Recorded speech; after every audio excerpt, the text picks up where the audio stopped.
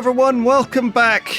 Good afternoon, good evening. It's the Triforce podcast. I'm joined by Mr. Pyrion Flax. Hello, sir. Hello. Author, old man, dad. I knew that was coming. Had to just rush hero, to old man. Philanthropist. Yes. Local Pillar of his local community snooper, in Twickenham. watches people out the window and judges them. Peeper? Yeah.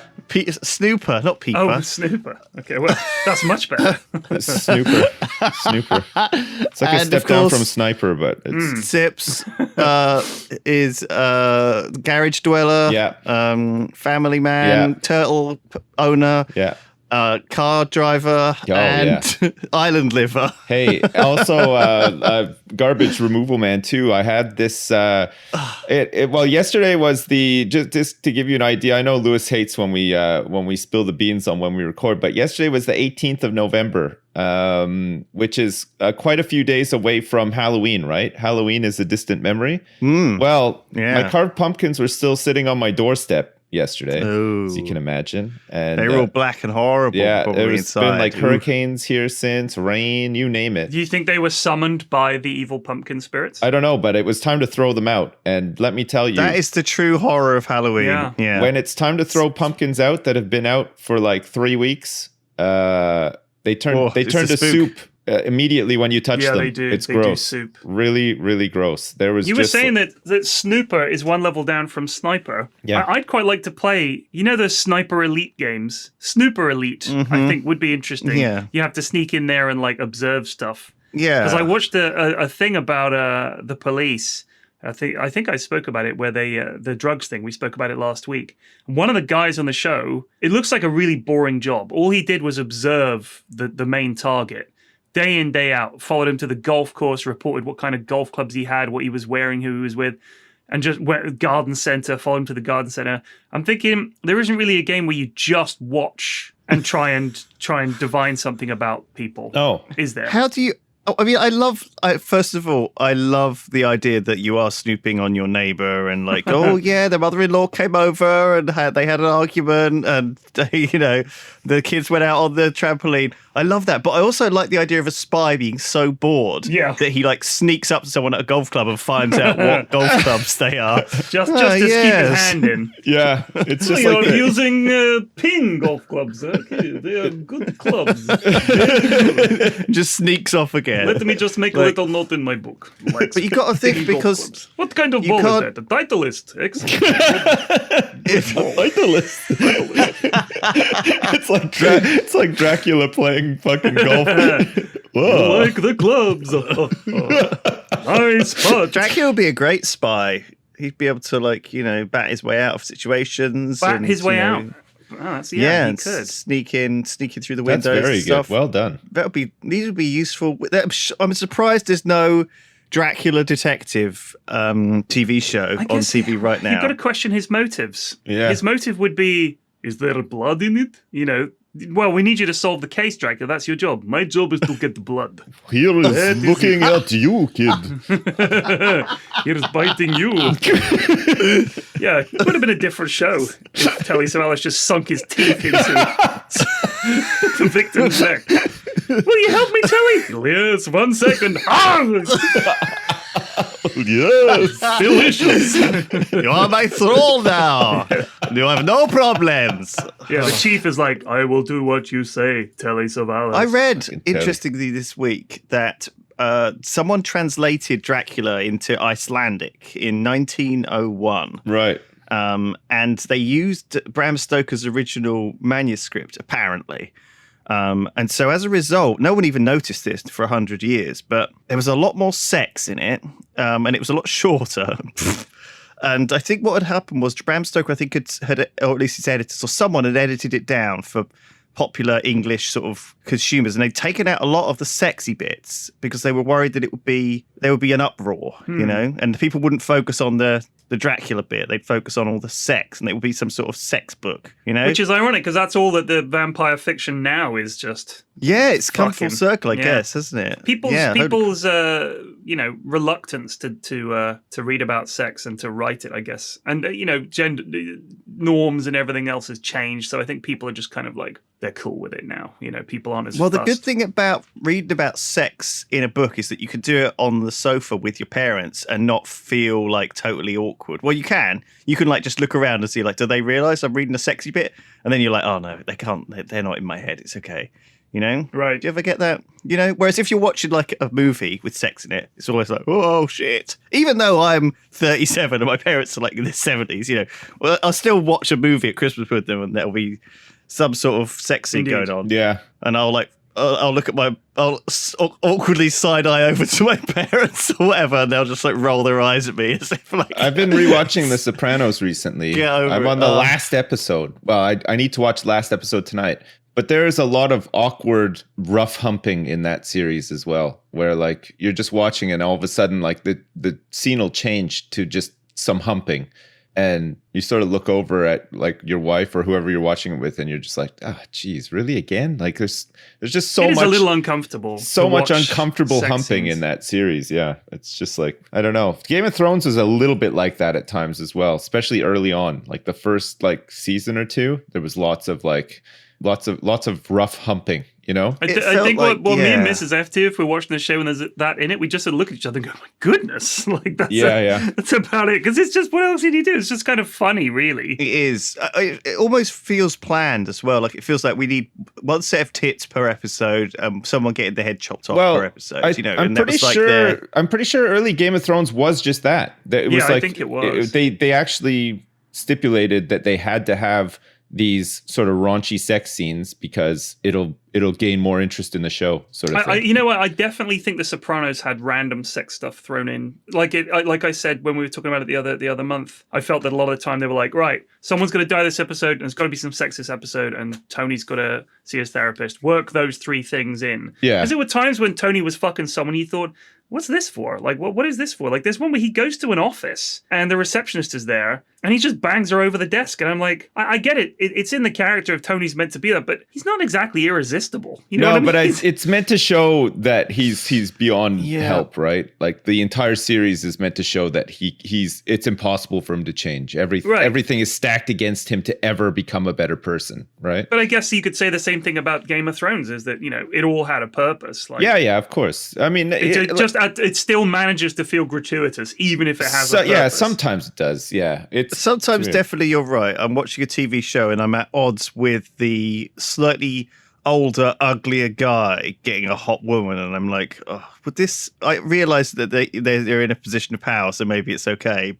Well, it's not. It's not okay. But I'm generally like, It's Lewis. understandable It's- within the. it's the believable show, that right. someone who's the president might have a hot model wife. I don't know, maybe that's believable. Well, it is now. Whereas I don't like, think it ever I used to feel happen. like just like George Costanza in Seinfeld getting like hot women every episode felt ludicrous. It's a weird thing though. It's a weird standard, isn't it? Because you do occasionally see, or maybe more than occasionally, I don't know, but it is a thing for older men to get younger women. I believe, like you do see it from time to time, whereas it's very rare that you would see a really young man with an older woman, right? It's like true, a yeah, far it's older true. woman. It's a stigma though. it's Isn't such it, a weird, though? such a It weird. feels standard. like the power dynamic is in the hands of the older person. Yeah. So when you have that, you tend to think that it's a hungry cougar.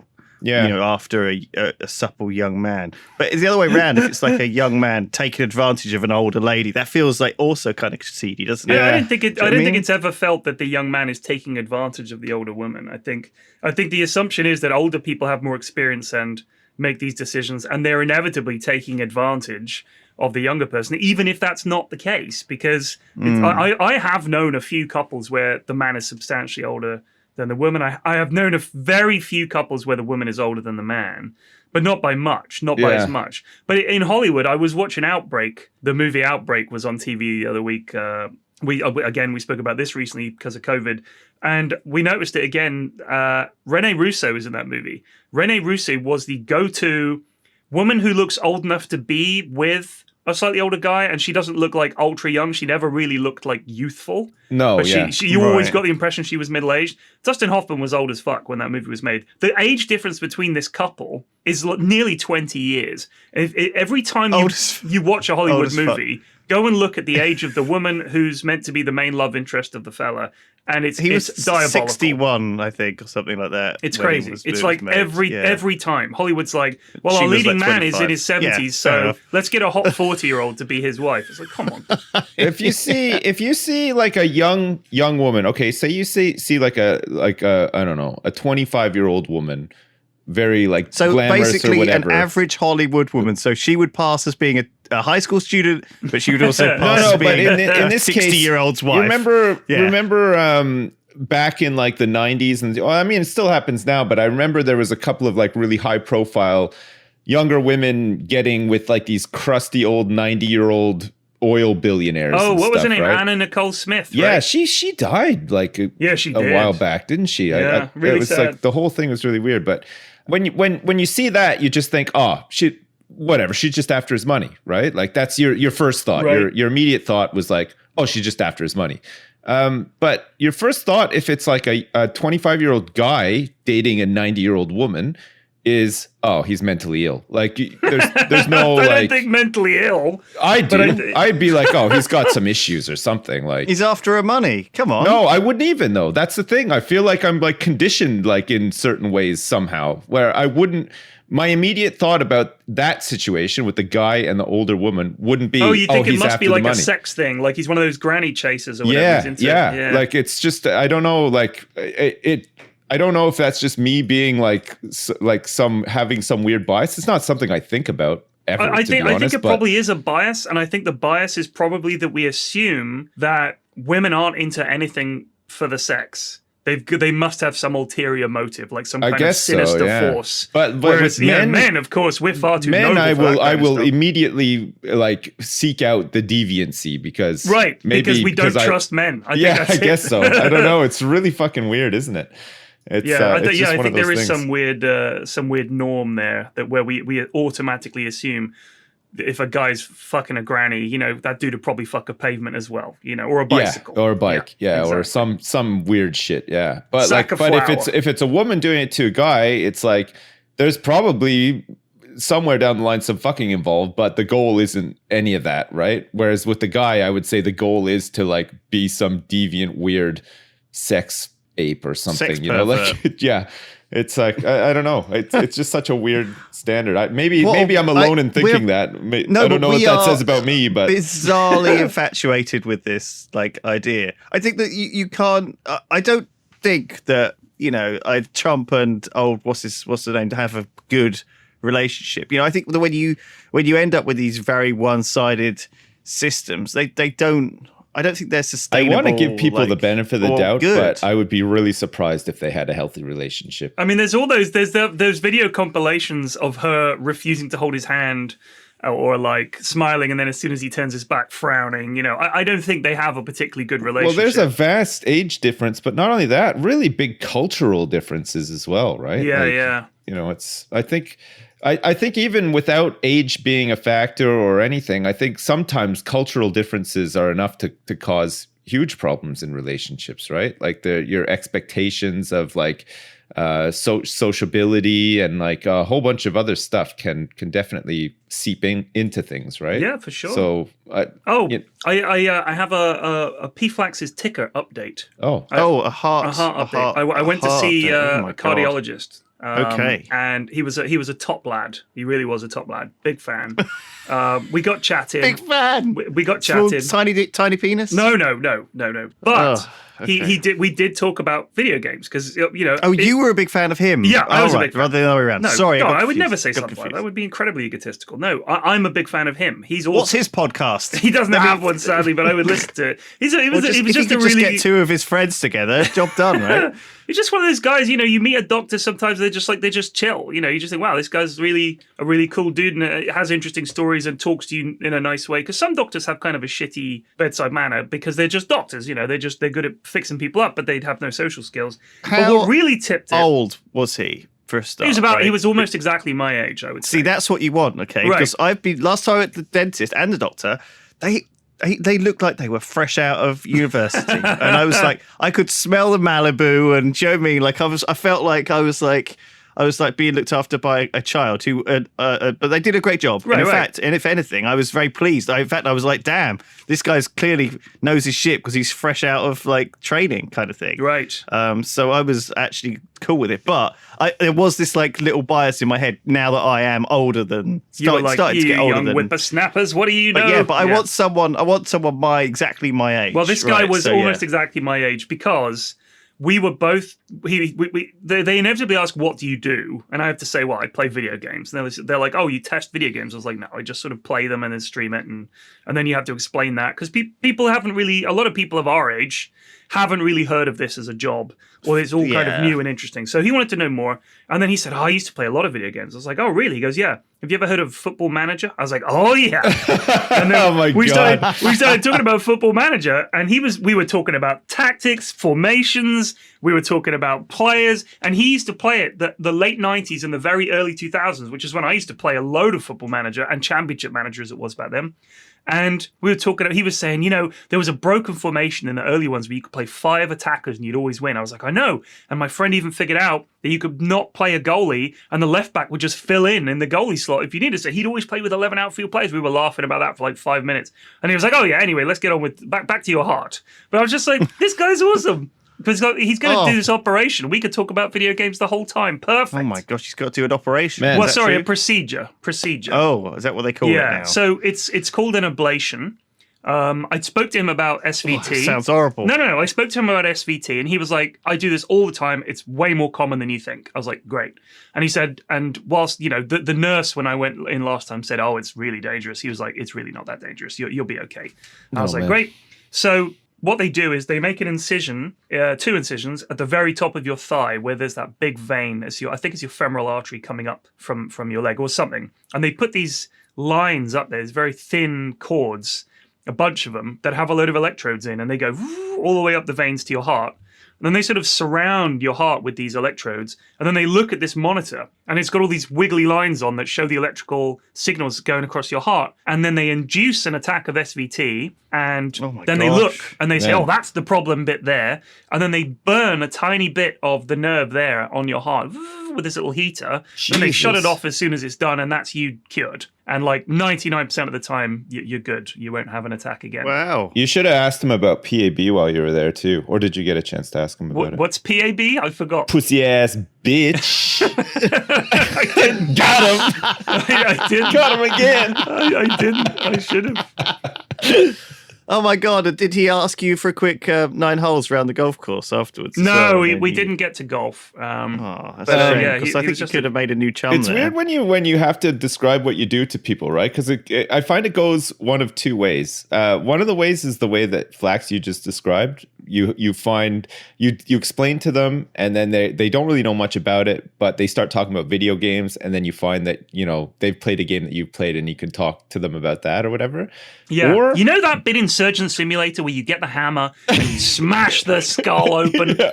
We'll be doing that. And hopefully I'll be able to find all the bits and put them back together. But the other way it goes is when you say, "Oh yeah, like I stream or like I make I make videos on YouTube." They're like, "Oh yeah, my son is like mad into that. He watches this guy called XXX69 Sephiroth XXX69. You ever heard of him? Do you know him or whatever?" You're like, "No, I don't know," because it's always some like it's never like a really big name. It's always Right, just right. like some obscure ass like. I That don't they're know. obsessed with, right? Yeah, that they're like totally obsessed with, that you're expected to know somehow, like out of the millions of other people that do this Oh my stuff God. on a daily basis. I know Like, my youngest was really disappointed that I didn't know Azzyland, Right. the YouTuber Azzyland. Oh, She shit, does. I remember this. Yeah, she does like React videos, I think, and she does some other things, and it's all very high tempo for young people vids. And she used to love. And she has Azzyland. massive tits. No, That's she right, doesn't. I No, remember. she doesn't. She's very like, I watched these to make sure it wasn't like that it wasn't like my daughter and a bunch of simps watching this YouTube channel. It's literally just stuff for kids. Like, oh my god, we're gonna open loads of chocolate today. Yeah. Aye, that kind so of shit. I'm pretty lucky. My son's only ever really watched Stampy and Squid, and Right. I know them both. So it's Dan like, TDM as yeah, well. like, Those or are the nine- ones know that of them. they He watch just- those as well. And honestly, he doesn't watch it like any of it at all anymore. He's just yeah, same. gravitated away from it now. He just like he plays games like when he can, sort of thing. But we're super sort of like, we limit him on how much sort of time he gets to play games. And then otherwise he's just like doing other stuff. But he went through a phase where he really liked watching YouTube videos, and now he never watches them at all anymore. Same, really weird. They both used to watch loads, and now they just don't. I don't know why. Yeah, it's really odd, isn't it? Which makes me think that most of these YouTubers, like 98% of their audience, must be 6 and 7 year old kids who like refreshed as well, right? Constantly. And then it's like a revolving door, right? Oh, it's crazy. The minute your fan base gets to a certain age, you just get this influx of new fresh meat in to replace them, sort of thing. Weird. But they will go through your entire back catalog, because they'll just go next, and they'll watch them all. Like, they never seem to get bored. I don't want to think about this. God.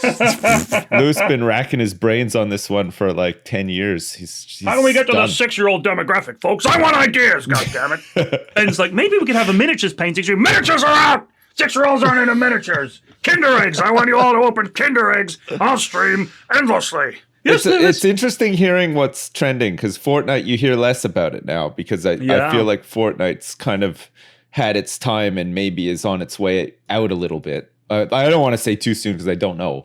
I'm basing this off of information that my son brings back from year 4 It's all Among school. Us now, dude. Yeah, it's all Among Us. He knows about it. He comes back and he's like, "Have you ever played Among Us?" I was like, "Yeah, I've played it." And he's like, "Could I play that?" It's like, well, you need like a big group of people, and you need to be able to like give each other information and stuff. It's not that straightforward and stuff. He's like, "Oh yeah, but you can kill people in a spaceship, right?" Okay, yeah, you can. Like, it's weird. It's weird the things that appeal to them about these games. Like, I got it for my eldest, actually. I got it on her Steam account that I have like total control over. Yeah. And it's got this parental lock where you can allow certain games through, you can block certain games, she can't go to the store at all kinds of stuff like that. Oh, that's good that you can lock it down like that. It's good, yeah. So I got Among Us for her because a friend of hers was having a birthday party, and it was an Among Us party. Right. So all the kids just played Among Us for like 4 hours or whatever. Watching their meta is fascinating. I'm no Among Us expert, but they really are very poor at figuring out who the imposter is, which is odd because they're also terrible at being the imposter because they're complete noobs, and they're just like. Well, having said that though, Flax, I've played with people who are meant to be really good at the game, and they can't figure out who the imposter is half the time either. Yeah, so. it's tough. It's tough. Yeah, I mean, I'm terrible. I like the idea that there's 10 of them just doing the tasks and there's no imposters. I like the idea that that's the game. Yeah. Do you know what I mean? Yeah, because that sounds like enough of a game for like kids to play, right? But they only use the chat. They don't use voice. So they just say orange is sus. Yeah, I think we talked sus, about like this that. last week. Yeah. But it's funny because now that she's actually playing it, we're having discussions about strategies and stuff like that. And she's like a prolific liar, right? Like a very good. No, that's my youngest. That's my youngest. Oh, my eldest is a right. terrible liar. Yeah, my youngest is the liar.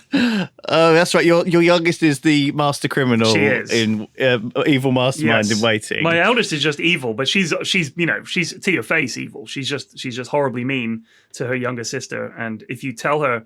Did you tell, like, my youngest is doing some Lego last night and she was making a hospital and she made a chair. And my eldest said, that chair looks like a toilet. And my youngest was like, no, it's a chair. She's like, yeah, that's a toilet. And that was enough for my youngest to be in floods of tears, stomp downstairs, like crying, oh, she says my chair looks like a toilet. It's not a toilet, it's a chair. And I went up there and my eldest was just laughing her head off. Mission accomplished. She like, that's it. I made my sister cry just by telling her Lego chair looked like a toilet. And I was like, why are you letting this shit get to you? Just ignore her. But she can't. They want their older siblings' validation so much that they can't even vocalize it. Yeah. It was funny. It's interesting. Like, I think if you go in looking for like Twitter, sometimes you read comments or things on Twitter, and if you're looking at them with the perspective that someone's going to criticize you or accuse you or something or be nasty to you, then that's what you'll see. Whereas if you don't think that, sometimes you'll read things very differently in a very different tone, like, oh, that's not a very good joke or whatever. Do you know what I mean by that? Like, so often, like, obviously YouTube comments and Twitter comments, I never recommend anyone read any of them. No. Agreed. Quite honest, because the 99 good ones won't outweigh the horror of the one. Yeah, bad you one or remember whatever. the Do you know what I mean? bad one. Yeah, for There's sure. never 99 good things doesn't for some reason in your head doesn't help. They all just wash over you.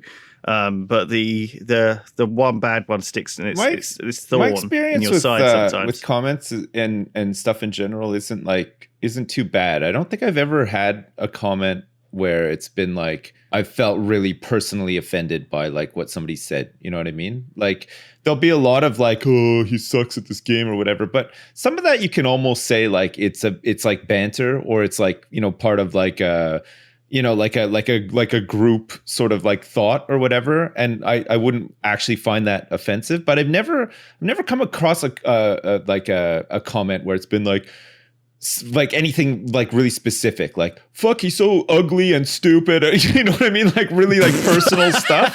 But I've seen other people I deleted have all those after really making them. Sorry, really mean personal stuff said about them, and like if that was me reading that, I would feel like, oh shit, like that. I get a lot of it's that. not great. I always have, and after a while, you just sort of. I think Sir Action Slacks is my my role model when it comes to internet comments, because he uses it. Like, he loves that. That's what he wants, is the salt, and he wants to make people react like that, and he relishes it, and he makes memes and videos out of it, and their comments fuel him. Yeah. Which is amazing to me. Me too. For a long time, like I don't really let the bad comments get to me, because I don't necessarily believe that either they're really meant that way, but also we joke with ourselves in the same manner. You know, we tease ourselves a lot. Like, for example, like with your kids, like I think that if someone told me that my chair looked like a toilet, if I would be like, that's great. I'll turn this whole thing into a bathroom. Do you know what I mean? Like that's kind of Right. the attitude is very much like on board, right? Whereas I think that if you're looking for an insult, you're going to see one. Yeah. Do you know what I mean? Like I think it's the outlook. Yeah, you can. There's not like a lot of context sometimes on the internet for comments and stuff either. Like of course they're related to like what you're watching or whatever, but like there's no facial expressions. You can't really detect sarcasm. You can't really detect these sort of subtle social things, right? So it's very easy for people to take them personally or completely out of context, and get upset about it. I also think some people lack the ability to actually put their thoughts into a sentence that is in any way. Are you saying that based on what I just said? No, Stumbling through. absolutely not. Stumbling through some thought. That sounded like it was, but I wasn't. I You've promise. just defied the Triforce podcast. No, it's more like I think some people are trying to make a joke and it's just fucking horrible and it just doesn't work. Yeah. And I I'll do think that as a well lot. there is I just think a lot of people really lack the ability to make a joke and have it seem like they're like, oh, I was only kidding. It's like, well, that doesn't look like a joke. Like, No. a guy turned up on my chat the other day and just said, hey, Pyrion, you bold cunt. And I just banned him because I'm like, I don't know you, dude. That was me. If it was you, I would have banned you as well. It's like, I know. if you meant that as a jovial, hey, I don't know you. If you said that to me in real life, certain things hey, you you're bold cunt. willing to take certain things from certain people, right? Of course, Because there's context to it. But then I know that it's as part of a joke. But if you just turn up in someone's channel, never seen you before, not a sub, don't recognize the username, and that's your hello, work on your social skills a little bit. Because I have no fucking idea if you're just abusing me or not. This is a symptom of all of this stuff, though. The living vicariously through somebody, watching them play games, feeling like you're hanging out with them. Like there's been a lot of people talking about this stuff. Well, forever, but even more recently with like the parasocial relationships with back in the day it would have been with like big Hollywood actors and stuff, but now more modernly or recently with big streamers or YouTubers or whatever. These are people that you have more access to, right? You can say something to them and you can see them react to what you're saying sometimes in real time, which is not something people have ever been able to do before, sort of thing. So like in the case where that guy came in, being overly familiar with you, for him, somebody who watches you every day and No, he doesn't. That's what I'm saying. I don't think he'd ever watched me okay, before. but let's just say he did. You can see from his point of view how that would come to be a thing, right? He feels like he's got some connection with you or some rapport with you that you're unaware of because you're just streaming into the void, right? Yeah, like yeah, a lot yeah. of these people you'll never interact with. But for him, he feels like every day he interacts with you. So like, it's kind of like at work, you know, you walk into the lunchroom and you see a guy that you worked with forever and you're like, what's up, bitch, or whatever. And that's, Right. That's fine because both of you like know each other. But Right. in this case, both of you don't know each other at all. So I there's agree. no Yeah, rapport. no, it's just there is no rapport. Yeah, Yeah. you're right. I think it's about drawing a line, though, right? Like, obviously, that you don't want to establish a precedent that anyone can kind of come into your chat and casually just, you know, throw around stuff like that. You know, I think that there is a line that has to be drawn somewhere. You know, I was talking to a female streamer the other day in the office. I don't want to necessarily name who it was, but she said to me, you know, someone said in my chat, like, you know, a really polite question. It was like, "Oh, I'm sorry to ask you about this, but I think it would be interesting to know, you know, what is your sexuality, right?" And it was like one of these kind of borderline questions. And obviously, he got banned immediately, but like.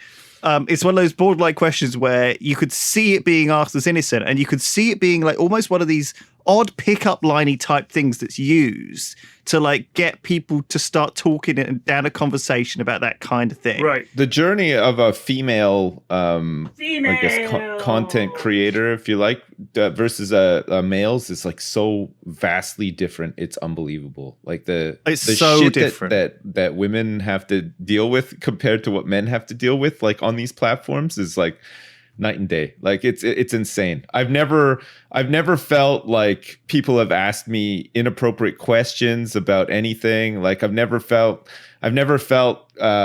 scared that like I'm being stalked somehow or that people are being creepy with me or anything like that. I've never felt any of those things. And also, we've most never felt females at an have event. felt that. Yeah, like, and at an every event, day. having dudes follow you around. Yeah. I know lots of women that work in esports or in gaming in general, and there will be dudes at an event, say, who just follow them around. Yeah. Just watching them, giving them the old Snooper elite, and it's fucking creepy. And honestly, it is It's such astonishing that shit happens. Like I've But seen is that it? happen as well. Is it? Well, it's astonishing that people are so unaware. Like But of their own that was my behavior. next point. Is I think a lot of the time we have this crossover where you have gaming now being accepted and embraced by people who wouldn't have done it when I was a kid. When I was a kid, games were for little children or weirdo adults, right? That's it. Yeah. Like you didn't play games. If you'd said, "What do you do all day?" I play video games. It wasn't a thing. They weren't vast social experiences either back Exactly. then. They were very solitary things. For 2-3 people in a living room or whatever, you know. Like, So it was something you did when you had your mates around when you were a kid, or you'd go to the arcade and hang out with all the creepy adults there and all the kids. That was it. And there were very few women involved in gaming in any way. And now that there are, these are women who don't look like the archetypal video game nerd. And there are lots of blokes who don't look like the archetypal video game nerd because that's not what it is anymore.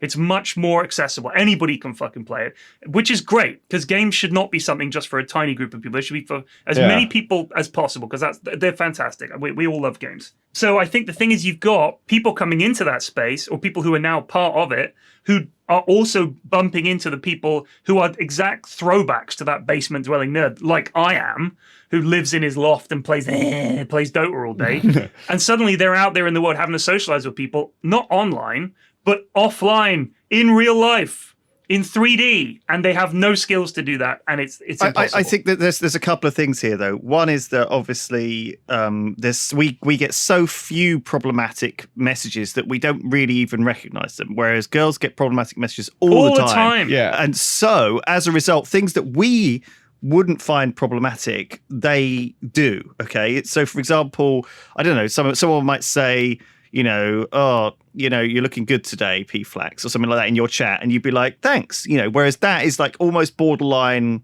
creepy to a female streamer, almost, right? Unless they know who that is, right? Unless they know them in chat already, and so that's like, that there's this whole gamut of comments and tweets and messages that are suddenly inappropriate because of that dynamic, right? And then also, like in real life, when you see someone like at TwitchCon or at an event, you know that streamer, and you almost feel like these events almost advertise. You come to these events, you'll get to meet these people, right? And so you go to an event, and you might see someone that you recognize, and they might be in a conversation. You might think, do I want to just go up to them straight away and say, "Oh, hi, big fan," blah blah blah.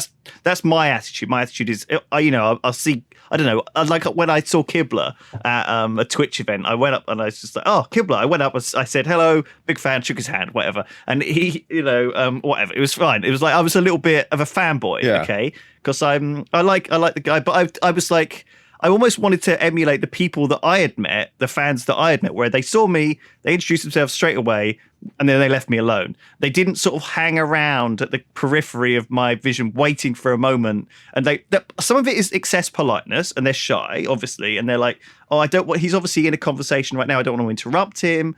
I don't want to." You know what I mean? And then they end up just hovering and lurking around like snoopers. Or after you've met them, they then like just stay on the fringe of your conversation, almost like I understand how it can happen, though. You want to still hang around with these people. It's like what happened last year at the Sips was Christmas saying. market stream. Yeah, that was bad planning as well. When people wanted to, but the thing is, we stream and we it's almost like watching a live YouTube video or a Twitch video. People are automatically almost conditioned. I feel sometimes that it's almost in your head. It's very easy to think, "Oh well, I'm just watching the video here, right? And everyone else is. So why can I not stick around as well?" And so it kind of is this innocent thing, right? That actually, when you step back and you're like, "Oh, what am I doing? I probably shouldn't be doing this." Like it's weird, but I don't feel like the people are to blame. I don't feel like they're deliberately creepy. I think the way it's been created is kind of creepy. It's exactly like what Sips was saying, is that if you watch something all the time, someone every day, just like Sips said, people feel like they have a connection. Yeah, you're familiar to them, but it's almost like it's like watching a TV show and people going up and thinking you're like the character on the TV show. Yes, you know what I mean. It's exactly like that, but obviously not for the same scale of audience or anything like that. But it's the same feeling of familiarity that you have. I think some of it is obviously the very people who are just deluded, but I think 99% of it is just shy people, awkward people, and people who haven't even really like figured out. Like they'll make a comment and then they'll realize, "Oh shit, actually that does sound creepy." Now I've looked at it, and a lot of people will say to you, if you ever call them on it, like a lot of the nasty comments that I've got, throughout, every time I've actually ever spoken to someone and said, "Dude, that wasn't a very nice thing to say," they were like, "Oh, I didn't mean it like that," and you were like, "Oh, right, oh, okay," because we're using fucking 10 words here to describe the something. sort of like the again though, like the standards and like my sort of how I would react to things. Like, okay, for example, I know plenty of women who have gotten really, really awful messages from guys who are like, "Oh, I'm going to fucking put my cock in your throat," and all this like really gross shit, right? Like this happens again daily. Oh yeah. I've been doing this for 10 years and I have not once received a message from a female saying like, "I'm going to suffocate you in my tits," or I'm going to fucking whatever squirt all over your face or anything. Like I've never and I'm pretty sure I can safely say that most people have never received that from. I wonder from a female, if like the super hot dude streamers get any of that. I wonder if they do. I'd be surprised if they did, because I just feel some like of them are almost like boy band again. It's members. just such a male thing to do, right? Like to be sexually aggressive like to that. be really overly sexually inappropriate. I don't know. Aggressive, I know that a lot of like if you've ever been to a Twitch event like we have, you definitely don't see as many women there as you do men, but when it comes to, I remember my sister was into a boy band back in the day. This is in the 90s. She went to see them and she was on the front page of the Bournemouth Echo. And all these teenage girls were like, had these animal expressions, like, they're all reaching to try to get. Oh yeah, them. I think that's a little bit different. Like you see the ones if that you get them in a group, Sips. That's what I'm saying. No, like I think if you're sort of like at an event and if you're like a boy band streamer, like like that type, so like young, attractive, whatever, and there's like a bunch of screaming girls around you. maybe they would get like a bit grabby or something. You know what I mean? Like, I think they would, yeah. but That's got to be terrifying. But I don't think that they would spend time in their spare time writing really lewd emails and like I think they would. tweets to people. I think they would. I feel like really they do. wouldn't, but maybe that's just me being like not understanding or something. I just feel Well, like any women listening to this, I let would us not be know. surprised by a man doing that because I've seen examples of men doing no, this you're right. so many times. There's a lot of women hating men out Yeah. there, you know, and there's not so many. Men hating Really? women as much. I think women as, just women kind as of really Right, hate man men hate, yeah. by default. But they- I feel like, yeah. but not on Twitch for sure. I don't It doesn't know. Feel like it's weird. Well, maybe there is some. I don't know. I don't but think it's I've ever had a definitely woman more- come in my chat and be horrible. No. I don't think so. Not that No, I've it always noticed seems to be anyway. dudes. Like, but I mean, unless that was a woman that said, "Hey, Pyrion, you bold cunt." I mean, that would, Well, that would- yeah. out of character, I'd say. But you wouldn't know. Maybe I think the other thing is like that person who came in the chat and said you look nice today. If that was you wouldn't know. If like female streamers might. I think female streamers think that a lot of their audience, and I hope that their audience is female, but know that a lot of their audience is again, male. weird standards. And so but it's like the default comment. Like I see a Reddit post. The default thing in my mind is it's read in a male voice. I Right, just right, don't right, know. yeah. And it's almost like sometimes even until the end of the story, Yeah. I'm like, why is a man talking about his pregnancy? yeah. Do you know what I mean? Again, weird standards, and I don't know if this says more about me than the situation or whatever. But like, I feel like if a woman or like a woman came into my chat and called me a bald cunt, I would be more forgiving of that than a guy doing yeah, it to I think me. I might be. Yeah. You know what I mean? I don't know why, but I just give him the feel benefit like, of the oh, doubt. okay, sure. But like, if it's a guy, I'm like, oh, fuck you. Like, the Yeah. fuck are you, bitch? Like, you know, like, Exactly. it's just such a weird. I also see comments like that as a precursor that this person is not going to then say something cool and funny. Oh, I guess. Yeah, This is that's their position from the outset. yeah. Right. I'd say most evenings we get someone in the chat who's wandered in off the street and he's very It's not quickly exactly the identified. pinnacle of wit, is it? I No, suppose? but it's also Yeah. I feel like the viewers are like ants. You know what I mean? And they smell the pheromones of a stranger ant who is an aggressive and unwanted intruder very quickly. And Right. I don't look at chat very often, but people always notice that I do tend to look at chat. Somehow, when there's been a negative comment, Yeah. I spot it straight away, and It's like a magnet. yeah, literally. It I is. think my And- chat. But I often take them out of context. So someone will have said something in response to something else, like, God, you're Yeah. such an idiot. And I'll be like, fuck you, I'm not an idiot. They're like, no, scroll up, period, scroll up. It's like, oh, he's responding to someone else. That's why I'm Yeah, so yeah. glad Twitch put in the reply feature. Yeah. So I can look and say who it was replying to. I was like, oh, okay. I think I'm guilty of doing similar as well, but not so much. I always tend to read like the dumbest comments for some reason. Yeah. I'll glance over and I'll just read what I see, but it's never anything useful. You know, it's somebody trolling or it's somebody like if I've Right. asked for like information on something, you know, I'll read the dumbest reply like somehow. A lot of the time, yeah, I will have said something like, you fucking asshole. And then someone will post, you fucking asshole in chat. And I'll be like, well, you calling me an asshole? And they'll be like, no, you just said it. And I was like, oh yeah, yeah. yeah. Yeah, it's tricky. Stuff like that. Like it I don't know happens all how the those time. people do it where they read chat while they're Are playing. you saying that someone's first comment in chat is like their audition for whether like Whether they're going I to be think a good it member would of the be like, community or not. yeah. Yeah. If there was a conversation going on, which essentially Twitch chat is like, they're all chatting away while I'm playing, and occasionally I'll come in and say something or respond to it. But I mean, I can't play Dota and read chat. I do see some people doing it. They're streaming, and whilst they're like fucking in the middle of a team fight or dewarding, they're like looking at chat. I'm like, how the fuck can you do that?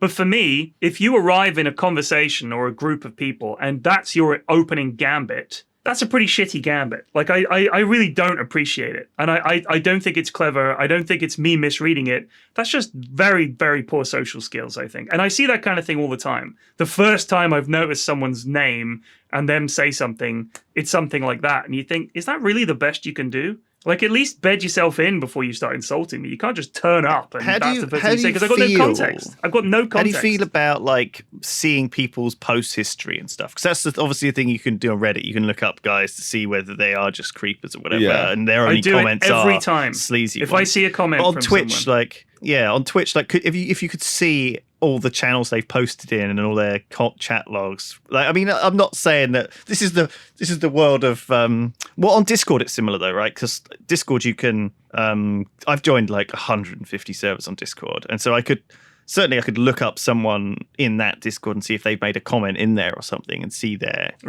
posts. But it's definitely something like that keeps all of your history. And same with Twitch, like the chat, every thing you've chatted in Twitch, you can see often. You know, I think we were looking through some post history the other day. For some reason, Barry was messing around with it because he has all these weird, crazy tools that he can look up. And it's quite terrifying when you realize that everything you post ever, they do this in certain games as well. Like, you don't think that in a fucking Dota game or in an Overwatch game, your chat is all saved. Well, that was a big thing for the players a couple of years ago. Somebody did a dump of all the shit that players had said, because if you look at the public match thing, it saves the chat, like you said. And so somebody went and did like a word cloud for all the top pros of the number one word that they say, and like some of them were like super wholesome, like GH, who's a really wholesome guy. His chat was like, the worst thing he said was, "Sorry, I'm drunk." Like, that was it. But some people were like, dropping all kinds of unbelievable swears and cusses. I know. And just being incredibly toxic. And like you said, I don't think that they ever thought that this was going to come out. But I mean, there are screenshots of old chats that people have posted. But this was from the raw data. Like, this is not something that you could doctor or fake. This is from the raw files, the raw replays. So it's just provable right there. Yes, you said that. And it's interesting because we people love privacy on the internet, right? That's a big thing. They don't want to be traceable. They don't want anything to be saved. And you've got to think, well, if you're in a public place, which a Twitch chat essentially is a public place, and you're saying stuff and you think, I should be able to say whatever I like, and there should be no record of it and no comeuppance for that, then really what you're advocating is for your own private space where you can say whatever you like. But the moment you're around other people, the stuff you say has to have consequences. Otherwise, what's the fucking point? It's like selective memory, though. It's like I can act like a cunt whenever I want, and I'm relying on all these places and people to keep it quiet so that I can cultivate this new image for myself. Right. It's like, I mean, internet trolling is fucking a big problem. If you're a toxic asshole, like, and people find out about it and then get some sort of measure of what you're really like, well, that's your fault. You shoun't have been like that in the first place. Don't be a cunt. Yeah, you know what I mean? Like, it's like, I think the Reddit post thing you were saying it's is your exactly fault that right. we found out that you're actually a cunt. right. It's not our fault that you're anyone a cunt. else's It's your fault. Yeah, exactly. I think we've all said things online that we thought were private, like, I think sometimes, I don't know, I'm sure back in the day I said some racy stuff in World of Warcraft in guild chat or whatever, to the point where we were even then we were joking about reporting. A few people did get banned from guild chat reports, do you remember? And like, that was a thing that we used to do before we gave a shit, when we were being edgy and that kind of stuff. We thought, just stupid, really. Yeah. But I don't look back on it with a sense of pride. I think I was an idiot and I deserved to get called out. So everyone's done stuff that they were stupid about, and it's okay. And I don't live my life afeared of one day that being posted. I regret it, but I don't like...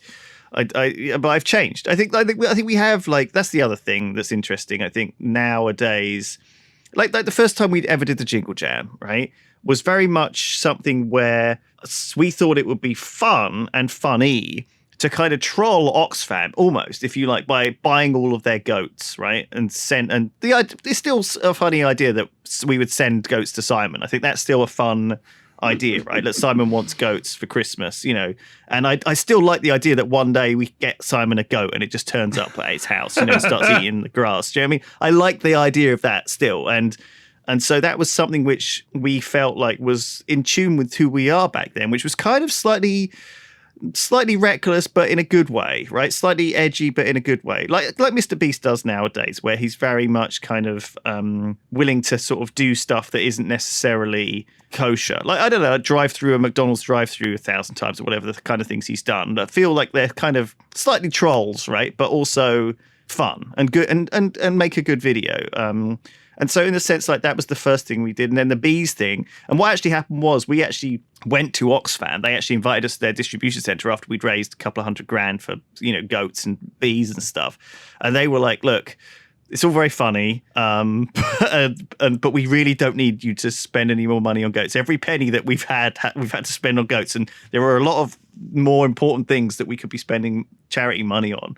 And so I was like, oh, crikey, all right. So we kind of had to grow up pretty fast in a sense, and that's why we ended up sort of changing the way the bundle was done and stuff in the sort of in those first years, because it was, and I think we did grow up and change and become more responsible, and it was something which we grew out of being kind of that edgy, I guess, but I hope that we didn't lose our sense of humor in a sense. Like I feel like it became more.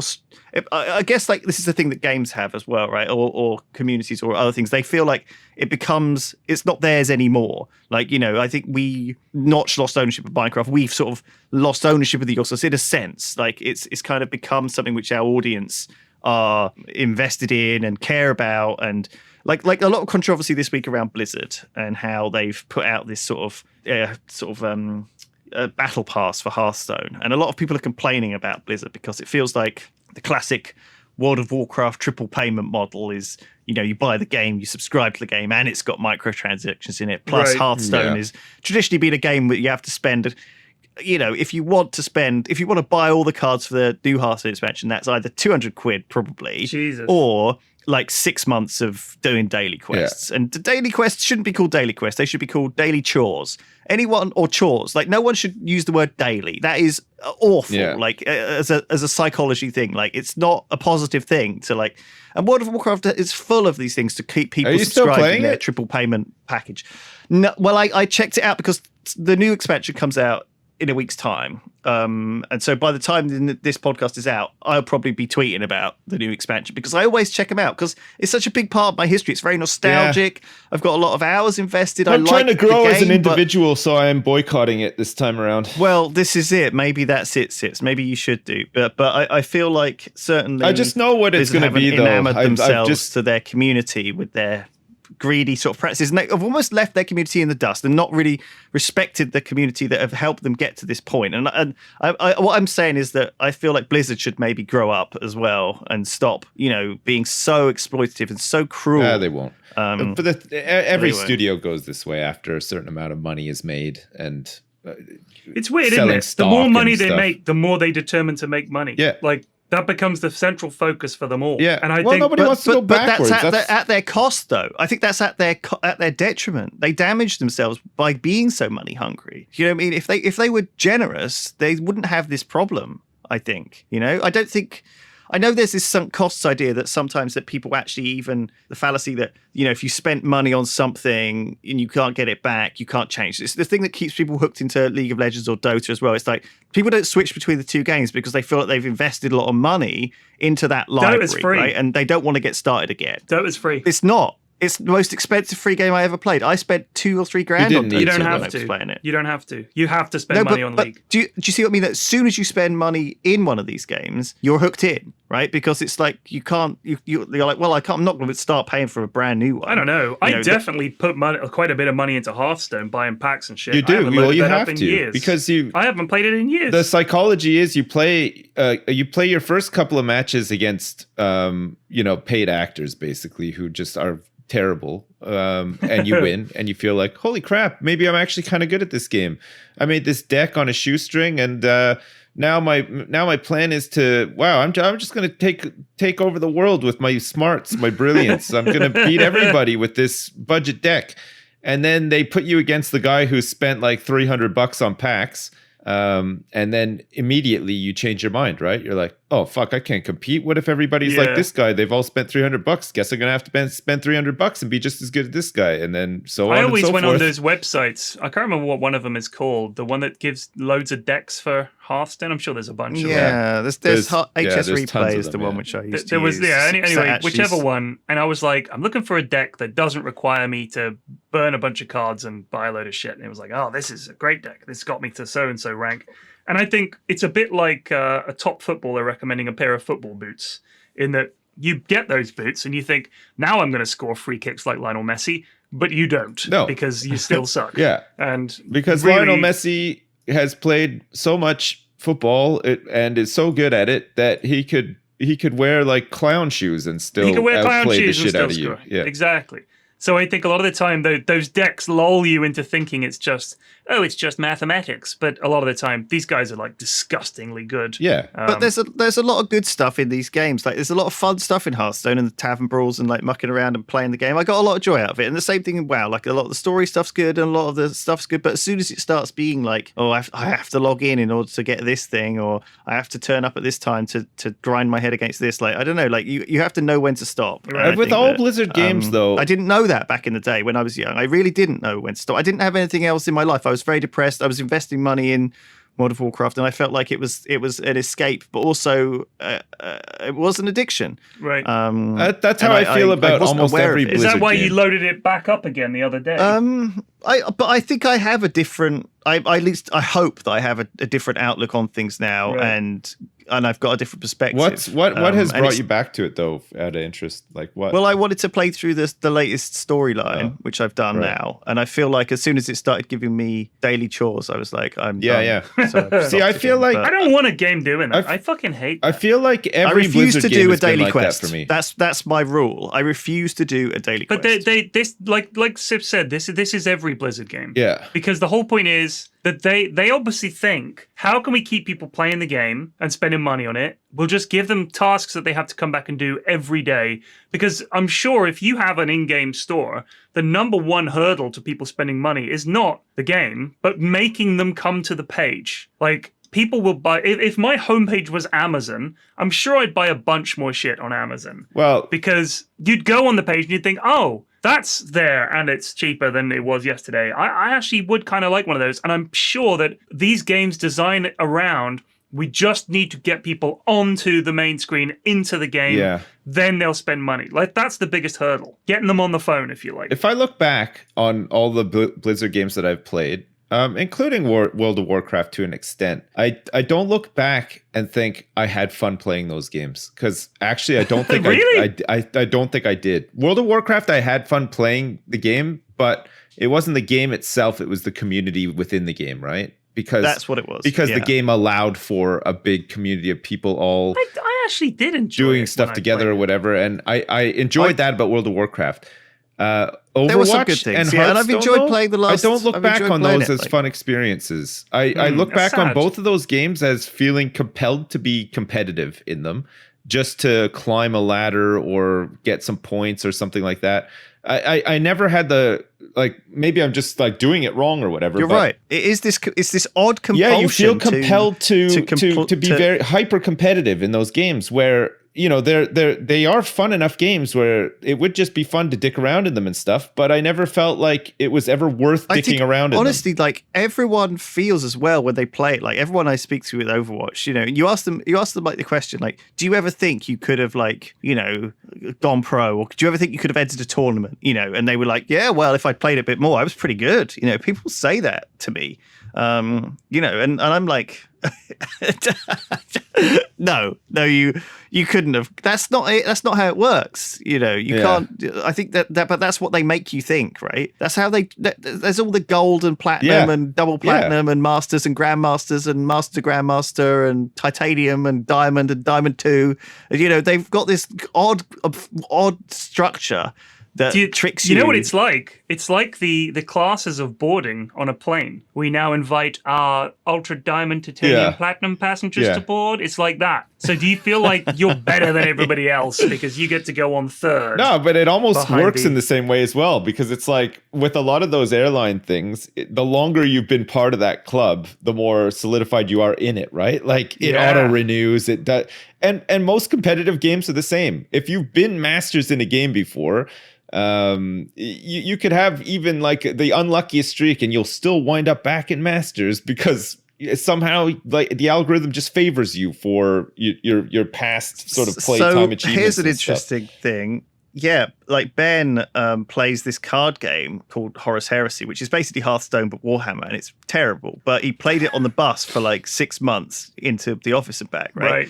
Is it a And- mobile game, is it? Yeah, it's a mobile Wow. game, but he was really good at it, right? Because he was the only fucking person who played it when it came out, and now he's ranked like 10th globally in Jesus. it, and so he can't stop playing it. It's the only game he plays, and it's because he feels like he's at that pro level, right? And that's alluring. And I think it's a little bit of that people try and tap into with these competitive games like Overwatch and Hearthstone. You know, if you feel like you're reaching legend or you're getting to a high thing, you think, damn, I'm good at this game. I'm going to keep playing it because, you know, I could get at even better. I could become maybe even the best in the universe at this game if I just put more time. But also it just feels, you don't have to be the best. You just have to be like among the best. Yeah. You know, you have to be, you have to feel like you're competitive. I don't know. It's a trick. And there's all these tricks. You have to try and see them for what they are, right? Yeah. Because, you know,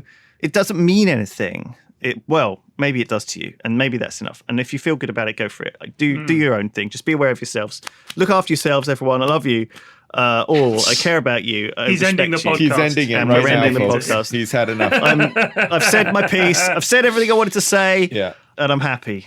Thank you for joining me, Sips, P-Flax. It's good to chat. Hey, thanks for having me. Thanks for having us on your podcast. Yeah, we really enjoy. Next podcast that comes out, Jingle Jam will be in full swing. Will it? Yeah, it will. We're having a CSGO tournament. I can't wait. That's going to be exciting. That'll be really interesting. That's going to be terrible and wonderful at the same time. I was actually dreaming about it last night. I can't wait. Scrub CSGO. It's going to be great. All right. Thanks, everybody. See you next time. Bye! Bye!